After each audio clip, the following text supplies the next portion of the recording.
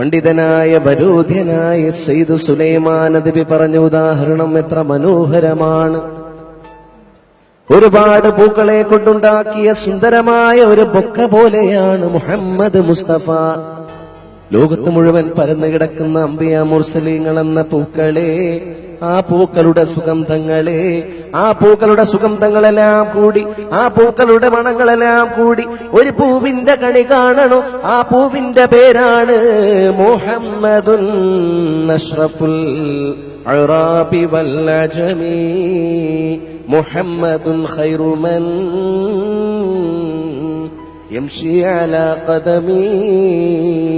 ഈ ലോകത്തിന്റെ മുഴുവൻ അലങ്കാരമാണ് മുഹമ്മദ്. ലോകത്ത് വന്നവരിൽ ഏറ്റവും അത്യുത്കൃഷ്ടനാണ് മുഹമ്മദ്. ലോകത്തിന്റെ നായകനാണ് മുഹമ്മദ്.